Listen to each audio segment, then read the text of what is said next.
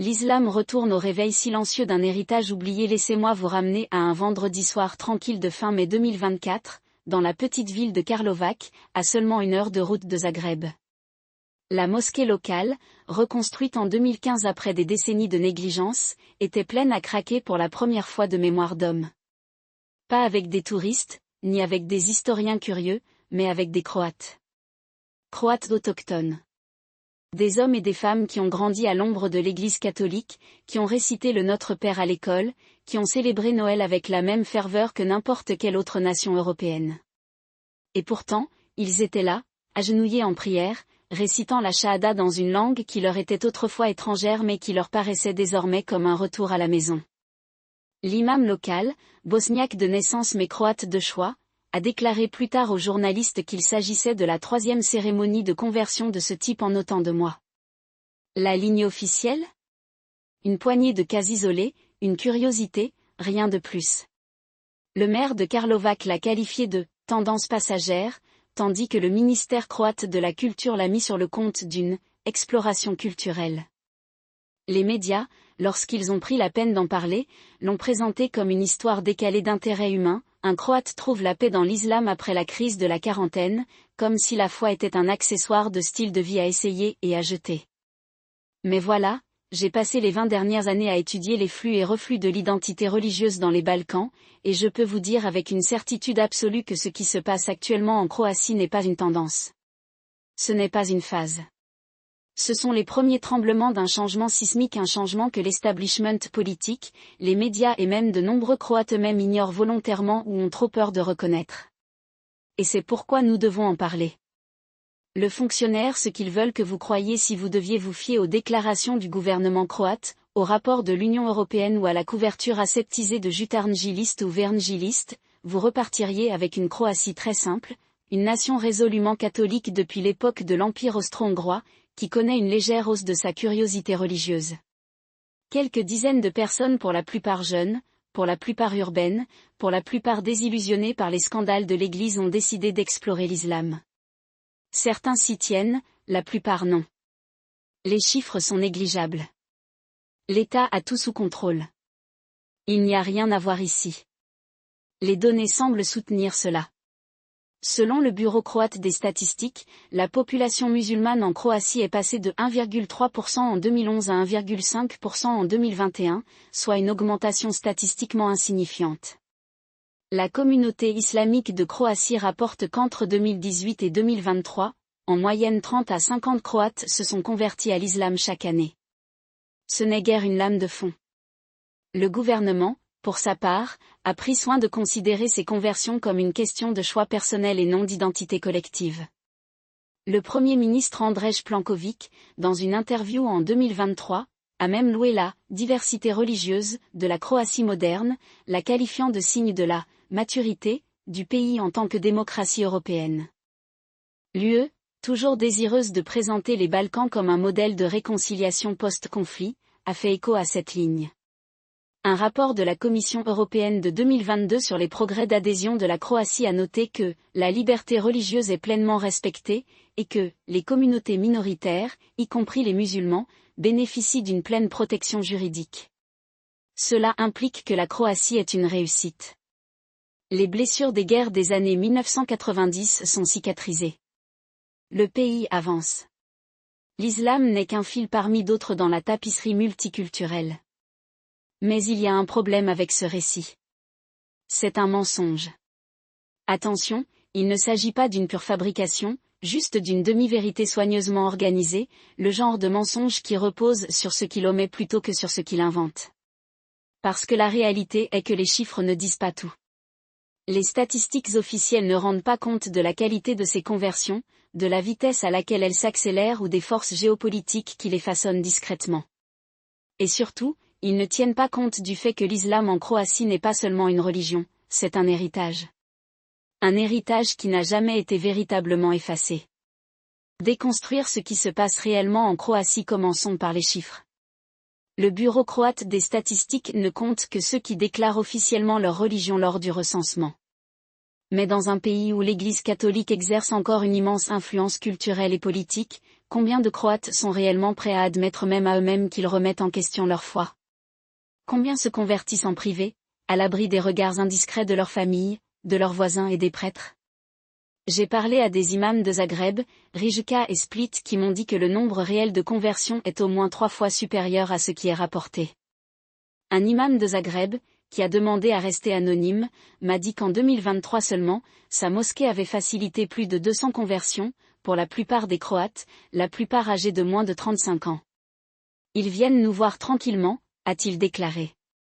Ils ne veulent pas que leur famille le sache. Ils ne veulent pas que leurs employeurs le sachent. Mais ils viennent. Et ils restent.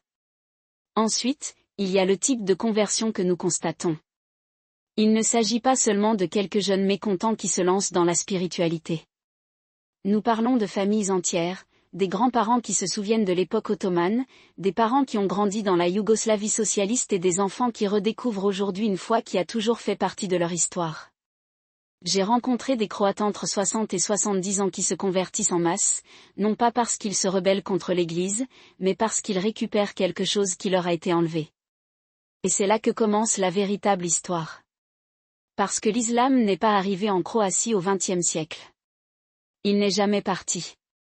Les oublier comment le passé islamique de la Croatie a été effacé, la plupart des gens ne s'en rendent pas compte, mais la Croatie n'a jamais été une nation monolithiquement catholique. Pendant plus de 400 ans, du XVe au XIXe siècle, de vastes pans de la Croatie, en particulier à l'est, le long des rivières Sava et Drava, ont été sous domination ottomane. Et pendant cette période, des dizaines de milliers de Croates se sont convertis à l'islam. Pas parce qu'ils y ont été forcés. Pas parce qu'ils étaient esclaves. Mais parce que, dans bien des cas, l'islam leur a offert une vie meilleure. Les Ottomans n'ont pas seulement conquis, ils ont administré. Ils ont construit des mosquées, des écoles et des hôpitaux. Ils ont établi un système juridique qui, pour l'époque, était remarquablement progressiste. Et pour de nombreux Croates, en particulier ceux qui n'appartiennent pas à la noblesse, la conversion était un choix pragmatique. Cela signifiait des allègements fiscaux. Cela signifiait mobilité sociale. Cela signifiait une protection contre les prédations de l'Église catholique, qui, soyons honnêtes, n'a pas toujours été l'institution bienveillante qu'elle prétend être. Au XVIIe siècle, des villes croates entières étaient majoritairement musulmanes. À Poega, à Osijek, à Akovo, l'appel à la prière résonnait aux côtés des cloches des églises. Les musulmans croates, connus sous le nom de Hrvati Muslimani, servaient comme soldats, commerçants et administrateurs. Ils parlaient croate. Ils se considéraient comme croates. Et lorsque les Ottomans se retirèrent finalement à la fin du XIXe siècle, nombre d'entre eux restèrent. Alors que s'est-il passé? Deux choses. Premièrement, l'Empire austro-hongrois est né. Les Habsbourg, déterminés à rechristianiser la Croatie, lancèrent une campagne d'assimilation forcée. Les propriétaires fonciers musulmans ont été dépossédés. Les mosquées ont été démolies ou reconverties. Et ceux qui refusaient de se reconvertir au catholicisme étaient encouragés parfois violemment à partir. Deuxièmement, la montée du nationalisme croate s'est produite. Au XIXe et au début du XXe siècle, alors que la Croatie cherchait à définir son identité, l'islam a été effacé du récit national. Les livres d'histoire officiels enseignaient que la Croatie était une nation catholique, que les Ottomans étaient des occupants étrangers et que les quelques musulmans qui restaient étaient soit des traîtres, soit des reliques d'un sombre passé. L'idée que l'islam ait jamais fait partie de l'identité croate est devenue impensable. Ainsi, pendant plus d'un siècle, les musulmans croates, ceux qui n'ont pas fui vers la Bosnie ou la Turquie, ont vécu dans l'ombre. Ils épousèrent des catholiques. Ils ont caché leur foi. Ils transmettaient leurs traditions en secret. Et ils ont attendu. Parce que l'histoire a tendance à boucler la boucle. Les raisons géopolitiques du retour de l'islam en Croatie, alors pourquoi cela se produit-il maintenant? Pourquoi, en 2024, les Croates redécouvrent-ils soudainement une foi qui a été réprimée pendant des générations? La réponse n'a rien à voir avec la religion mais tout à voir avec le pouvoir.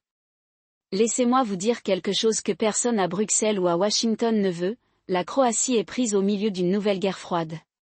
Pas entre les États-Unis et la Russie même si cela en fait partie mais entre l'ancien ordre mondial et le nouveau. Et dans cette lutte, l'islam apparaît comme une arme. 1. Les Américains contiennent la Russie et la Chine. Les États-Unis ont passé la dernière décennie à tenter de soustraire les Balkans à l'influence russe. La Croatie, en tant que membre de l'OTAN et candidate à l'UE, est une pièce clé de ce puzzle. Mais les États-Unis savent qu'ils ne peuvent pas uniquement compter sur des alliances militaires. Il faut un levier culturel. Et c'est là qu'intervient l'islam. Voici comment les États-Unis financent discrètement des centres culturels islamiques, des bourses d'études et même des rénovations de mosquées à travers la Croatie. Non pas parce qu'ils se soucient de la liberté religieuse, mais parce qu'ils considèrent l'islam comme un contrepoids à l'Église orthodoxe, qui, aux yeux de Washington, est un mandataire du Kremlin. J'ai vu les documents. En 2021, l'ambassade des États-Unis à Zagreb a alloué 1,2 million de dollars pour promouvoir le dialogue interreligieux en Croatie. Une partie importante de cet argent a été versée à la communauté islamique de Croatie qui, ce n'est pas un hasard, a exprimé haut et fort son soutien à l'Ukraine et sa condamnation de l'agression russe. Le message est le suivant: si vous êtes un musulman croate, les États-Unis sont votre ami. Si vous êtes un chrétien orthodoxe croate, eh bien, disons simplement que le département d'État ne vous envoie pas de carte de Noël. Mais il ne s'agit pas uniquement de la Russie. Les États-Unis s'inquiètent également de l'influence croissante de la Chine dans les Balkans. Pékin a investi de l'argent dans les infrastructures croates, ports, autoroutes, réseaux 5G. Et les États-Unis savent que s'ils veulent contrer la Chine, ils doivent offrir quelque chose de plus qu'une simple protection militaire. Ils doivent offrir une identité. Et quelle meilleure identité que l'islam une fois qui, dans l'imaginaire américain, est synonyme de modération et de tolérance? 2. Le néo-ottomanisme turc et le soft power. Et puis il y a la Turquie. Recep Tayyip Erdogan a passé la dernière décennie à se positionner comme le leader du monde musulman. Et quel meilleur endroit pour étendre son influence que les Balkans, l'ancien cœur de l'Empire ottoman? La Turquie courtise de manière agressive les musulmans croates. En 2022, le gouvernement turc a financé la restauration de la mosquée Gazi Husrev Beg à Zagreb, la plus grande mosquée de Croatie. En 2023, Erdogan a personnellement invité une délégation d'imams croates à Istanbul, où il a prononcé un discours sur l'histoire commune des Turcs et des Croates. Et le mois dernier, la Turquie a annoncé un investissement de 50 millions de dollars dans un nouveau centre culturel islamique à Split. Le message ? Si vous êtes musulman croate, la Turquie est votre patrie. Je ne dis pas que tous les Croates qui se convertissent à l'islam le font à cause de la propagande turque. Mais quand on a un pays comme la Turquie avec ses poches bien remplies, ses médias contrôlés par l'État et sa volonté de jouer le jeu sur le long terme, l'idée de renouer avec ses racines devient soudainement beaucoup plus attrayante. 3. Les Russes exploitent les divisions ethniques et religieuses. Et puis il y a la Russie. Moscou n'a pas le même levier culturel en Croatie qu'en Serbie ou au Monténégro. Mais il existe une église orthodoxe puissante. L'église orthodoxe russe est très active en Croatie, en particulier dans les régions orientales où les Serbes orthodoxes constituent une minorité importante. Et même si l'Église n'a pas la même influence directe sur les musulmans croates que sur les chrétiens orthodoxes serbes, elle a tout intérêt à empêcher l'islam de gagner du terrain. Comment ? En présentant l'islam comme une religion étrangère, imposée par l'Occident et la Turquie pour affaiblir l'identité chrétienne de la Croatie.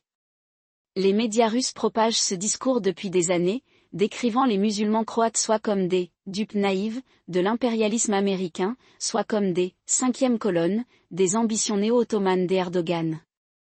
Et ça marche. J'ai parlé à des nationalistes croates qui croient sincèrement que la montée de l'islam dans leur pays est une conspiration que les États-Unis et la Turquie tentent délibérément de diluer l'identité croate. Certains ont même commencé à former des groupes d'autodéfense pour surveiller les mosquées et les centres islamiques. C'est le danger des grandes puissances. Quand des forces extérieures commencent à s'immiscer dans les affaires religieuses d'un pays, le résultat n'est jamais l'unité. C'est toujours une division. Les aspects militaires et stratégiques. Pourquoi cela est important au-delà de la Croatie. Maintenant, tout va peut-être bien, alors quelques centaines de Croates se convertissent à l'islam. Et alors ? Ce n'est pas comme si cela allait déclencher une guerre. Et vous auriez raison, s'il s'agissait uniquement de religion. Mais ce n'est pas le cas. Parce que la Croatie se situe au carrefour de 3 failles géopolitiques critiques. 1. La fracture OTAN-Russie. La Croatie est membre de l'OTAN, mais elle partage une frontière avec la Bosnie, où l'influence russe est forte. Si l'islam continue de croître en Croatie, cela pourrait créer une zone tampon de musulmans pro-occidentaux que Moscou considère comme une menace directe. 2. La rivalité UE-Turquie. La Turquie n'est pas membre de l'UE, mais elle souhaite le devenir. Et si Erdogan peut démontrer que la Turquie a une influence culturelle et religieuse dans les Balkans, cela renforce sa position à Bruxelles. L'UE, pour sa part, est terrifiée par l'ex-sionisme turc, en particulier après la tentative de coup d'État de 2016, que beaucoup en Europe ont considéré comme la preuve que Erdogan est un autoritaire. 3. Le facteur chinois. La Chine a investi massivement dans les ports croates, en particulier dans le port de Rijeka. Si l'islam s'implante davantage en Croatie, cela pourrait compliquer les plans de la Chine, car même si Pékin ne se soucie pas de la religion, il se soucie de la stabilité. Et les tensions religieuses sont néfastes pour les affaires. Alors que se passe-t-il si cela continue? Laissez-moi vous décrire un scénario. En 5 ans, la population musulmane de Croatie est passée de 1,5% à 5%. Pas une majorité, mais suffisamment pour changer le paysage politique. La communauté islamique de Croatie commence à exiger une plus grande représentation au sein du gouvernement. Les écoles et les centres culturels financés par la Turquie deviennent plus importants. Et soudain, le gouvernement croate déjà aux prises avec la stagnation économique et la bureaucratie européenne se retrouve pris en sandwich entre la pression occidentale pour adopter la diversité et la réaction nationaliste contre l'influence étrangère. Imaginez maintenant que la Russie exploite cela. Imaginez que Moscou commence à financer des groupes d'extrême droite en Croatie, présentant l'islam comme une menace pour l'identité croate.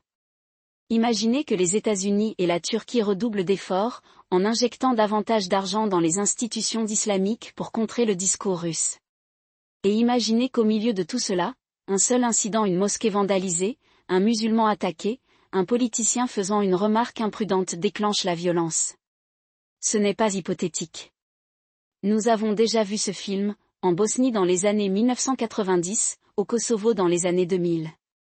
Les Balkans ont tendance à exploser lorsque des puissances extérieures commencent à jouer avec des politiques identitaires. Et c'est pourquoi ce qui se passe actuellement en Croatie n'est pas seulement une histoire religieuse. C'est une question géopolitique. La politique intérieure, à qui profite-t-on? Bien entendu, rien de tout cela ne se produit en vase clos. Chaque changement géopolitique a des gagnants et des perdants au niveau national. Et en Croatie, la montée de l'islam remodèle déjà le paysage politique. 1. Le gouvernement entre Bruxelles et l'Église. Le gouvernement croate est terrifié par cette tendance. Non pas parce qu'ils sont islamophobes, mais parce qu'ils savent que tout changement d'identité religieuse est politiquement dangereux. D'un côté, l'UE fait pression sur la Croatie pour qu'elle se modernise et embrasse la diversité. D'un autre côté, l'Église catholique, qui reste l'institution la plus puissante du pays, s'oppose avec véhémence à toute croissance de l'islam. Et dans un pays où plus de 85% de la population s'identifie comme catholique, cela représente un énorme handicap politique. Le Premier ministre Planković a tenté d'enfiler l'aiguille en minimisant les conversions. Il les a présentées comme un choix personnel et non comme un changement collectif. Mais cela ne fonctionnera pas éternellement. Parce qu'à mesure que de plus en plus de Croates se convertiront, l'Église va réagir, et lorsque l'Église réagira en Croatie, les politiciens écouteront. 2. La peur de l'extrême droite comme arme politique. Et puis il y a l'extrême droite. Des groupes comme le Parti croate des droits et le Mouvement pour la patrie ont déjà commencé à utiliser la montée de l'islam comme cri de ralliement. Ils le décrivent comme une menace pour l'identité croate, une imposition étrangère, un cheval de Troie pour l'influence turque et américaine. Et ça marche. Lors des élections européennes de 2024, les souverainistes d'extrême droite ont fait de l'islam un thème central de leur campagne. Ils ont prévenu que la Croatie était en train d'être islamisée par Bruxelles et Ankara. Ils ont exigé l'interdiction du financement étranger des mosquées. Et ils ont remporté 12% des voix, un record pour l'extrême droite en Croatie. C'est comme ça que ça commence. C'est d'abord de la rhétorique. Ensuite, ce sont les politiques. Ensuite, c'est de la violence. Et en Croatie, où le souvenir des guerres des années 1990 est encore vif, l'extrême droite n'a même pas besoin d'inventer la menace, il lui suffit de la rappeler. Laissez-moi vous expliquer pourquoi cela est important au-delà des frontières de la Croatie. Parce que ce qui se passe ici ne concerne pas seulement quelques centaines de convertis à Zagreb ou à Rijeka.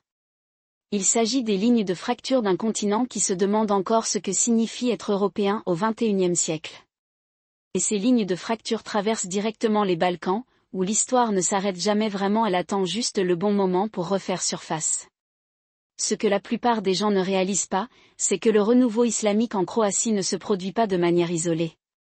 Cela fait partie d'un jeu géopolitique beaucoup plus vaste, dans lequel les acteurs sont les mêmes, l'Occident, la Russie, la Turquie et les États du Golfe.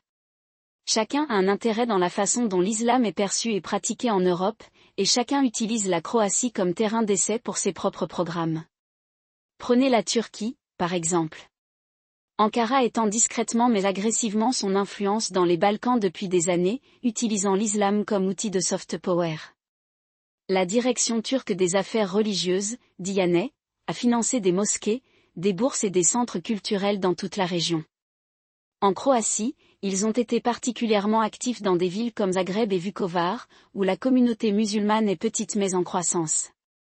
Le message est que la Turquie est la protectrice des musulmans des Balkans, l'héritière de l'héritage ottoman et le contrepoids à la laïcité occidentale. Mais voici un problème, la Turquie ne fait pas cela par altruisme. Il le fait parce que les Balkans constituent une porte dérobée stratégique vers l'Europe. Si Ankara parvient à entretenir une population musulmane loyale en Croatie, en Bosnie et au Kosovo, elle gagnera en influence sur Bruxelles. Et dans un monde où l'OTAN et l'UE sont de plus en plus divisés, cet effet de levier n'a pas de prix. Et puis il y a le Golfe. L'Arabie Saoudite et les Émirats Arabes Unis investissent également de l'argent dans les Balkans, mais leur approche est différente. Ils ne s'intéressent pas à la nostalgie ottomane, mais au salafisme. Dans les années 1990, pendant les guerres, des organisations caritatives et des prédicateurs financés par l'Arabie Saoudite ont afflué en Bosnie et au Kosovo, propageant une version puritaine de l'islam qui n'avait jamais existé dans la région auparavant. Aujourd'hui, ils font la même chose en Croatie, quoique à plus petite échelle. Le but ? Créer un réseau de musulmans conservateurs qui considèrent l'Occident comme un pays décadent et le Golfe comme leur foyer spirituel. Et n'oublions pas l'Occident lui-même. L'UE et les États-Unis ont passé des décennies à essayer d'intégrer les communautés musulmanes en Europe, mais leur approche s'est révélée au mieux incohérente et au pire contre-productive. En Croatie, ils ont prôné la tolérance religieuse au nom du multiculturalisme, mais ils ont également fermé les yeux sur la rhétorique de l'extrême droite, tant qu'elle est dirigée contre l'islam. Le résultat ? Un sentiment croissant d'aliénation parmi les jeunes musulmans, qui considèrent l'Occident comme un pays hypocrite, prêchant la tolérance tout en pratiquant l'exclusion. Maintenant, c'est ici que cela devient vraiment intéressant. Parce que tous ces acteurs extérieurs, la Turquie, le Golfe, l'Occident jouent le même jeu en Croatie, mais avec des règles différentes. Et le gouvernement croate est pris au milieu, essayant d'équilibrer ses obligations envers l'UE, ses engagements envers l'OTAN et sa propre politique intérieure. C'est un parcours sur une corde raide, et un faux pas pourrait plonger le pays tout entier dans le chaos. Mais le véritable joker n'est aucun de ces acteurs externes. C'est la Russie. Moscou observe la montée de l'islam en Croatie avec un mélange de joie et d'opportunisme. D'un côté, le Kremlin aime tout ce qui affaiblit l'UE et l'OTAN. Si l'extrême droite croate gagne plus de pouvoir, si le pays devient plus divisé, si le gouvernement est obligé de choisir entre Bruxelles et son propre peuple, ce sera une victoire pour la Russie. D'un autre côté, Moscou se positionne également en défenseur des valeurs traditionnelles, ce qui dans les Balkans désigne souvent le christianisme. Ainsi, même si la Russie peut attiser le sentiment anti-musulman en Croatie, elle veille également à ne pas exagérer son rôle, car à long terme, elle veut être la puissance qui sert d'intermédiaire entre l'Occident et le monde musulman, et non celle qui est considérée comme ouvertement hostile à l'islam. Et cela m'amène aux implications militaires. Parce que dans les Balkans, la religion et la géopolitique ne sont pas seulement une question de foi, elles sont une question de sécurité. La Croatie est membre de l'OTAN, mais c'est aussi un pays avec une longue et sanglante histoire de conflits ethniques et religieux. Les guerres des années 1990 ont laissé de profondes cicatrices et la montée de l'islam rouvre de vieilles blessures. L'armée croate, par exemple, est encore majoritairement catholique, et il y a un débat croissant au sein de ses rangs sur la manière de gérer les recrues musulmanes. Certains les voient comme une menace, d'autres les voient comme un pont vers les communautés musulmanes de Bosnie et du Kosovo. Quoi qu'il en soit, l'armée est obligée de s'adapter à une nouvelle réalité, dans laquelle l'islam n'est plus seulement une religion étrangère, mais une religion nationale. Ensuite, il y a la question de la Bosnie. Le voisin de la Croatie est une poudrière, et toute instabilité qui y règne pourrait facilement se répercuter sur la Croatie. Les Serbes de Bosnie, soutenus par la Russie, poussent à la sécession, tandis que les Bosniaques, soutenus par la Turquie, résistent. Si la Bosnie implose, la Croatie pourrait être entraînée dans le conflit, soit en tant qu'allié de l'OTAN, soit en tant que pays ayant ses propres intérêts à protéger. Et si cela se produit, la communauté musulmane de Croatie sera prise entre deux feux, obligée de choisir entre la loyauté envers son pays et la solidarité avec ses coreligionnaires de l'autre côté de la frontière. Alors, qu'est-ce que tout cela signifie pour l'avenir ? Cela signifie que la Croatie est au centre d'une tempête géopolitique qui pourrait remodeler les Balkans et l'Europe dans son ensemble. La montée de l'islam ici n'est pas seulement une histoire religieuse, c'est une histoire de sécurité, une histoire diplomatique et une histoire militaire. Et la façon dont la Croatie gérera la situation déterminera si le pays deviendra un modèle de coexistence ou un récit édifiant de division. Mais voilà, l'establishment ne veut pas que vous le voyiez de cette façon.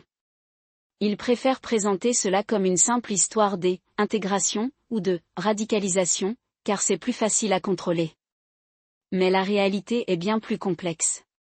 La montée de l'islam en Croatie est le symptôme de forces plus vastes en jeu, la mondialisation, le nationalisme, le déclin de l'Occident, la résurgence de l'Est. Et si nous ne comprenons pas ces forces, nous ne comprendrons pas ce qui s'en vient. Parce qu'une chose est que ce n'est pas fini. Les conversions vont se poursuivre. L'extrême droite va monter en puissance. Les acteurs extérieurs continueront à s'immiscer. Et la Croatie sera obligée de faire un choix, entre le passé et l'avenir, entre la peur et la coexistence, entre être un pont ou un champ de bataille. Et ce choix définira non seulement la Croatie, mais toute la région. Parce que dans les Balkans, l'histoire ne se répète pas, elle devient simplement plus compliquée. Ce que la plupart des gens ne réalisent pas, c'est que la classe politique croate est déjà profondément divisée sur la manière de gérer ce changement, et ces divisions reflètent l'identité fracturée du pays.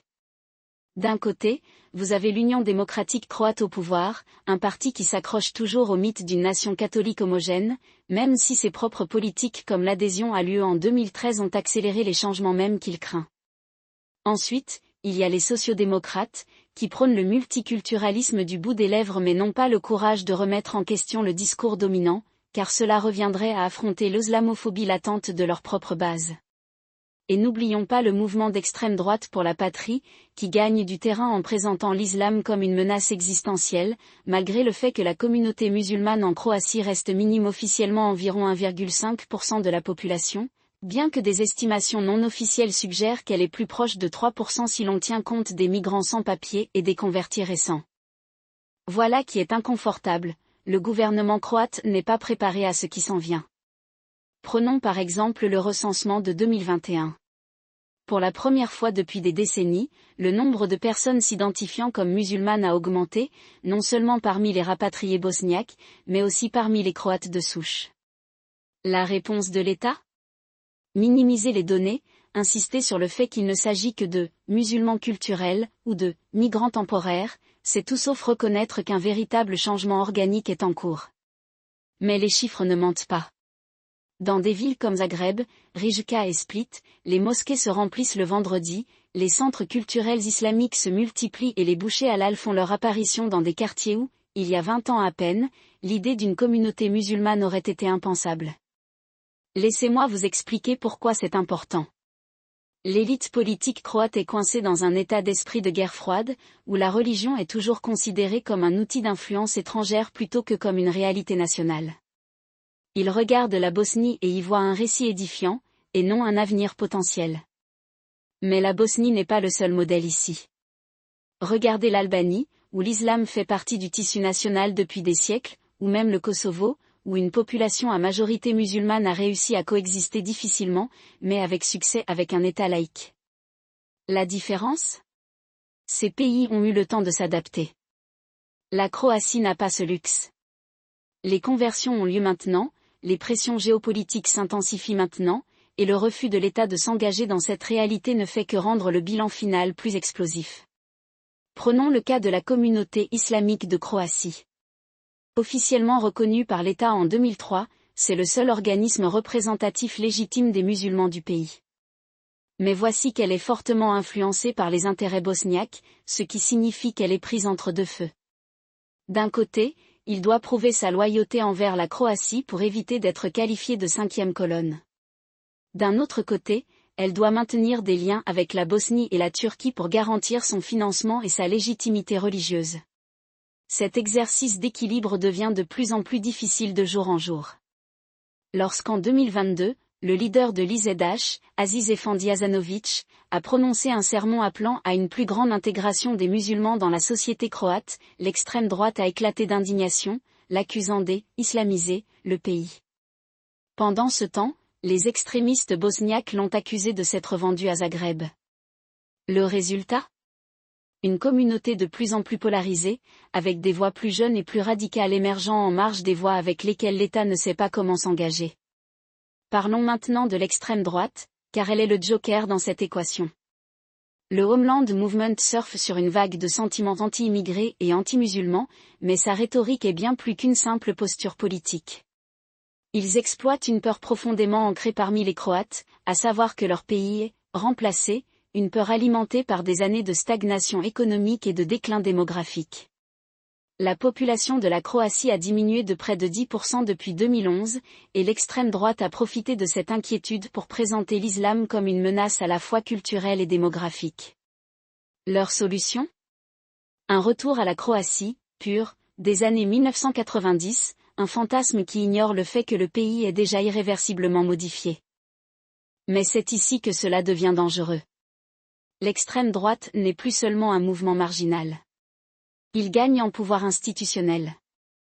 En 2021, le leader du PD Miroslav Koro a failli remporter l'élection présidentielle et son parti détient désormais 12 sièges au Parlement. Plus inquiétant encore, leurs idées s'infiltrent dans le courant dominant. Le HDZ, le parti au pouvoir, a adopté une rhétorique de plus en plus nationaliste pour contrer la montée du PD, ce qui signifie que même le centre-droit joue désormais avec le feu.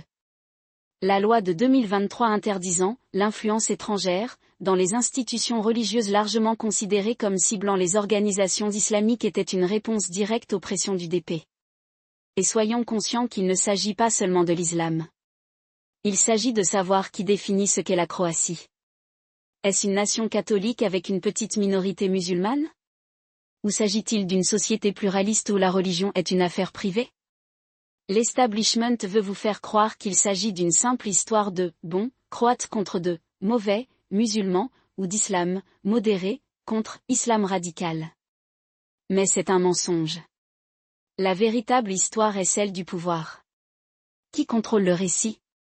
Qui décide de l'avenir de la Croatie ? L'extrême droite veut une société fermée et homogène. Les libéraux veulent un État laïque et conforme à l'UE. Et la communauté musulmane ? Ils sont pris entre deux feux, obligés de naviguer dans un système qui ne sait pas quoi faire d'eux. Alors que se passe-t-il ensuite ? Imaginons quelques scénarios. Premièrement, la classe politique croate optimiste se réveille et réalise que l'islam ne disparaîtra pas. Ils investissent dans des programmes d'intégration, travaillent avec l'IZH pour lutter contre la radicalisation et font un véritable effort pour inclure les musulmans dans le débat national. Cela nécessiterait un niveau de courage politique qui fait actuellement défaut, mais ce n'est pas impossible. Après tout, la Croatie a réussi à intégrer sa minorité serbe difficilement, mais avec succès, alors pourquoi pas les musulmans ? La différence, bien sûr, est que les Serbes sont des chrétiens orthodoxes, ce qui les rend plus faciles à assimiler au discours catholique dominant. Les musulmans n'ont pas ce luxe. Deuxièmement, l'extrême droite pessimiste continue de gagner du terrain, l'État réprime les institutions islamiques et la communauté musulmane se radicalise de plus en plus.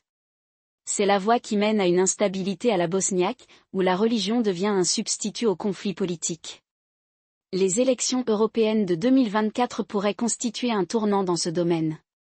Si le DP réalise des progrès significatifs, nous pourrions assister à une évolution vers des politiques plus restrictives, interdiction du hijab dans les espaces publics, limitation de la construction de mosquées, voire tentative de révoquer le statut juridique de l'IZH. Et si cela se produit, la communauté musulmane n'aura d'autre choix que de se replier sur elle-même, créant des institutions parallèles que l'État ne peut contrôler. Troisièmement, les acteurs extérieurs interviennent. La Turquie a déjà accru son influence en Croatie, en finançant des mosquées et des centres culturels. Si l'État continue de s'aliéner sa population musulmane, Ankara pourrait se positionner comme son protecteur, tout comme elle l'a fait en Bosnie. La Russie, quant à elle, n'aimerait rien de plus que de voir la Croatie déstabilisée, et elle a déjà alimenté les récits d'extrême droite par l'intermédiaire de ses mandataires médiatiques. Et puis il y a l'UE, qui est restée largement silencieuse sur cette question, préférant la considérer comme une « question intérieure ». Mais si la communauté musulmane de Croatie devient une source d'instabilité régionale, Bruxelles ne pourra pas l'ignorer éternellement. Voici qu'aucun de ces scénarios n'est inévitable. Mais aucun d'entre eux n'est impossible non plus. Les choix que fera la Croatie au cours des 5 prochaines années détermineront la voie qu'elle empruntera. Et le temps presse. Les élections législatives de 2025 pourraient être un moment décisif. Si le HDZ continue de se rapprocher de l'extrême droite, ou si le DP acquiert suffisamment de pouvoir pour faire avancer son programme, nous pourrions assister à une escalade rapide. D'un autre côté, si les libéraux et les modérés du HDZ trouvent le courage de riposter, la Croatie pourrait encore tracer une voie différente. Mais soyons réalistes, les chances ne sont pas grandes. La classe politique croate est myope, l'extrême droite est pleine d'énergie et la communauté musulmane croît plus rapidement que prévu. L'establishment veut croire que ce n'est qu'une phase, que les conversions vont ralentir, que les pressions géopolitiques vont s'atténuer. Mais ils ont tort. C'est la nouvelle normalité. Et plus la Croatie prétendra le contraire, plus cela sera difficile à gérer. Alors, quelle est la fin du jeu? Je ne sais pas. Mais je sais que les Balkans ont le moyen de forcer les pays à affronter leurs démons. Les démons de la Croatie sont sa peur de l'autre, sa nostalgie d'un passé qui n'a jamais vraiment existé et son refus d'accepter que le monde ait changé. Et tant qu'elle ne leur fera pas face, la tempête ne passera pas. Cela ne fera qu'empirer. Ce que la plupart des gens ne réalisent pas, c'est que la situation difficile actuelle de la Croatie n'est pas seulement une question de religion, c'est une question d'identité, et l'identité est toujours une arme politique. L'establishment continue de présenter cela comme une question culturelle, une question de préservation du caractère croate, comme si l'islam était un envahisseur étranger plutôt qu'une foi qui fait partie de ce pays depuis des siècles. Mais soyons les Ottomans qui ont gouverné certaines parties de la Croatie pendant plus de 150 ans. La célèbre bataille de Mohacs en 1526 n'était pas seulement une défaite militaire, c'était le moment où la noblesse croate, menacée d'anéantissement, prêtait allégeance aux Habsbourg en échange de sa protection. Cette décision a façonné l'identité de la Croatie pendant des siècles, enracinant une peur profondément ancrée de l'Orient, du Turc, du musulman. Et aujourd'hui, 500 ans plus tard, cette peur est à nouveau utilisée comme arme. Voilà qui est inconfortable, la droite croate ne se soucie pas vraiment de l'islam.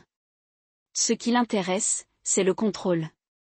Les conversions ne sont qu'un prétexte commode pour rallier la base, détourner l'attention de la stagnation économique et justifier un État sécuritaire qui surveille ses propres citoyens.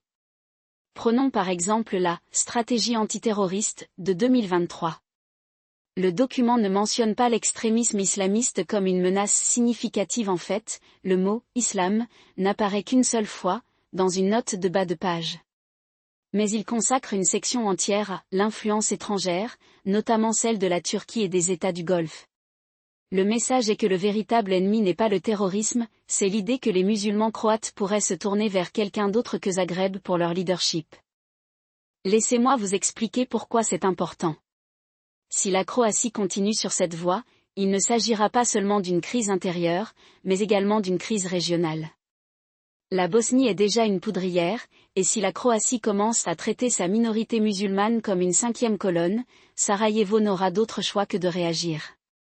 Les tensions de 2024 autour de la résolution sur le génocide de Srebrenica à l'ONU n'étaient qu'un avant-goût.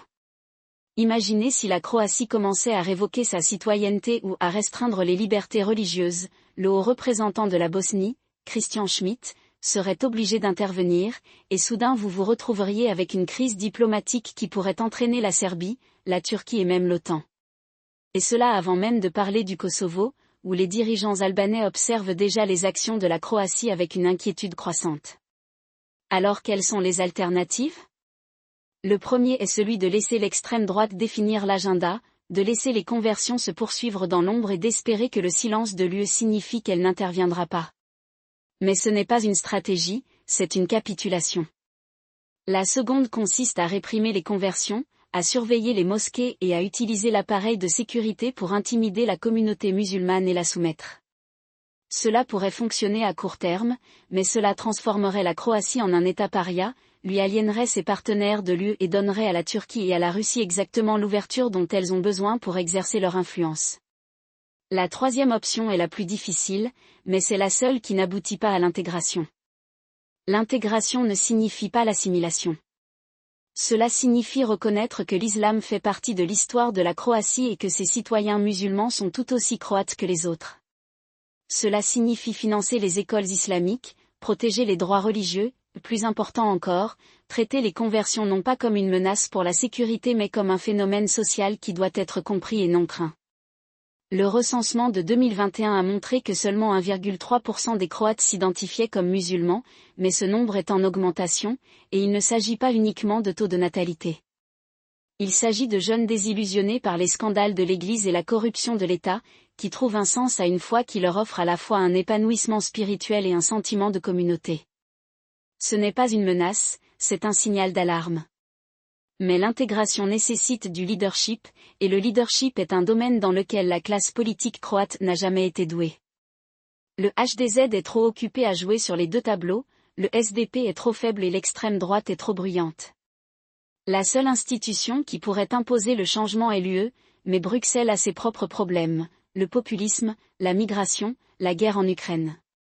La question musulmane en Croatie n'est pour eux qu'un spectacle secondaire, du moins pour le moment. Et c'est là la vraie tragédie. Car lorsque l'UE se rendra compte qu'il s'agit d'un problème, il sera peut-être trop tard. J'ai passé des années à étudier les Balkans et j'ai déjà vu ce film. Le scénario est toujours le suivant, un pays s'accroche à un mythe de pureté ethnique, le monde change autour de lui, puis lorsque la pression devient trop forte soit il s'adapte, soit il s'effondre. La Croatie a une chance de s'adapter. Mais l'adaptation nécessite de l'honnêteté, et l'honnêteté est rare de nos jours. La dernière fois que la Croatie a été confrontée à une crise d'identité, c'était dans les années 1990, et la réponse a été la guerre. Cette fois, la réponse ne peut pas être la violence. Cela doit être quelque chose d'acceptation. Acceptation que la Croatie soit un pays européen avec un passé musulman et un avenir musulman. L'acceptation du fait que ses habitants sont libres de choisir leur foi, tout comme ils sont libres de choisir leur politique. Et l'acceptation du fait que le monde n'attendra pas que la Croatie rattrape son retard. L'horloge tourne. Les conversions vont se poursuivre. L'extrême droite continuera à faire pression. Et si la Croatie ne change pas de cap, ce ne sera pas seulement sa communauté musulmane qui en souffrira, mais aussi le pays lui-même. Les Balkans savent comment punir ceux qui refusent de tirer les leçons de l'histoire. La Croatie devrait le savoir mieux que quiconque.